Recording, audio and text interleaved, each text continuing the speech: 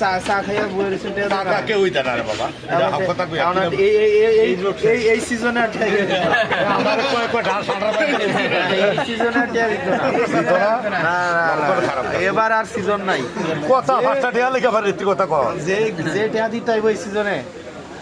তার সন্দেহ আছে না জীবন শেষ আপনারা একটা কাম দেই কাম করে না কেউ চাইতাম না চাও খাইতাম না জামাল ভাই আপনার কথা সবসময় রাত্রও দিয়েছি আপনারা হচ্ছে আমার সালামটা মানুষের কাছে একটু পৌঁছে দিন চাচি বাবি আপা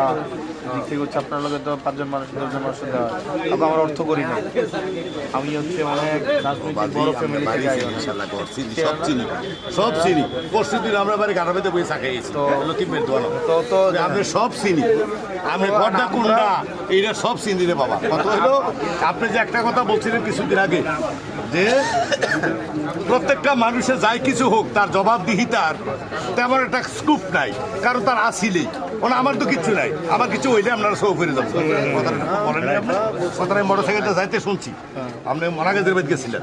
তা আমি দাঁড়াইছিলাম যাইতে এই কথাটা শুনে গেছি আসলে যে আমার জবাবদিহিতার কারণ হলো একটাই কারণ আমার যেহেতু শূন্য কিছু হইলে দেখে নেবেন শূন্য লাগে এক যুগ হইলেও দেখা যায় দেখে নেবেন আর আরেকটারা যদি রাজ্যে রয়েছে কিচ্ছু দেখতেন না কারণ হলো তার আগেই ছিল কথাই ধরেন একটা ফয়রো যদি কি একবার দোকানে যায় আরে দেখতেও বুঝবো আর আমার তো কিছুই নাই আপনারা বুঝবেন অনেকে তো একটা কমেন্টস করছে কিছুদিন আগে ওই যে আপনার ওই ওনার নাসের গাড়িটা সিঙ্গেল জামনের সামনে ছিল আমি দেখছি আপনার যে বলছিল যে ওই যে যাই হোক আলহামদুলিল্লাহ দোয়া করে আল্লাহ এইটা বলা যাবে না সালামটা বলতে দিবেন ছেলে মানুষ আল্লাহ এক কলজা দিছে